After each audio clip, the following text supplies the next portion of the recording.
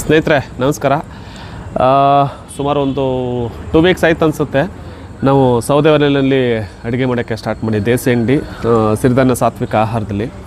ಇಲ್ಲಿವರೆಗೆ ಸಿಲಿಂಡ್ರು ಸಮಸ್ಯೆ ಏನಾಗಿಲ್ಲ, ಅಂದರೆ ನಮಗೆ ಕಮರ್ಷಿಯಲ್ ಸಿಗ್ತಾಯಿಲ್ಲ. ಹಾಗಾಗಿ ಏನಾರು ನನಗೆ ಇನ್ನೊಂದು ಗ್ಯಾಸ್ ಅಡುಗೆಗಿಂತ ನನಗೆ ಆಸೆ ಇತ್ತು, ಒಲೆಯಲ್ಲಿ ಅಡುಗೆ ಮಾಡಿ ಬಡಿಸ್ಬೇಕು ಅನ್ನೋದು ಮಹದಾಸೆ. ನಾವೆಲ್ಲ ಹಳ್ಳಿಲಿ ಬೆಳೆದವ್ರು, ಹಳ್ಳಿಯಲ್ಲಿ ಸೌದೆ ಒಲೆಯಲ್ಲಿ ಅಡುಗೆ ಮಾಡಿ ಅದರ ಸವಿಯನ್ನು ಸವಿದಿದ್ವಿ. ಅದನ್ನು ನಾನು ಕೂಡ ಜನಗಳಿಗೆ ಕೊಡಬೇಕು ಅನ್ನೋದು ಮಹದಾಸೆ ಇತ್ತು.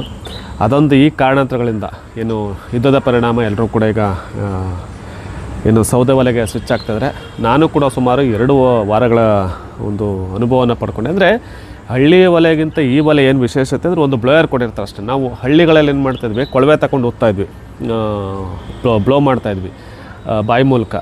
ಅದು ಹತ್ಕೊಂಡ ತಕ್ಷಣ ಚೆನ್ನಾಗಿ ಉರಿತಾಯಿತ್ತು.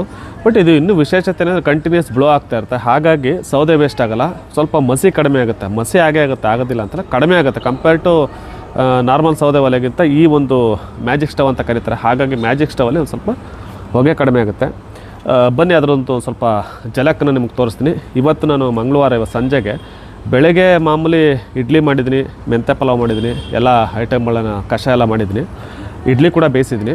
ಇವಾಗ ಈಗ ಸಂಜೆಗೆ ನಾವು ಇಡ್ಲಿ ಮಾಡ್ತೀವಿ ಮತ್ತು ಒಂದು ರೈಸ್ ಐಟಮ್ ಮಾಡ್ತೀವಿ, ಸಿರಿಧಾನ್ಯ ಇಡ್ಲಿ ಮತ್ತು ಮಾಮೂಲಿ ಒಂದು ರೈಸ್ ಐಟಮ್. ಬಟ್ ಇವತ್ತು ನಾನು ಬಾಸುಮತಿ ಅಕ್ಕಿಯಿಂದ ಜೀರಾ ರೈಸ್ ಮಾಡ್ತಾಯಿದ್ದೀನಿ. ಸೊ ಹಾಗಾಗಿ ಜೊತೆಗೆ ಅದು ಮತ್ತು ಸೌದೆ ಒಲೆಯಲ್ಲಿ ಹೇಗಿರುತ್ತೆ ನಿಮಗೊಂದು ಜಲಕ್ಕೆ ತೋರಿಸೋಣ ಅಂತ ಬನ್ನಿ ನೋಡೋಣ.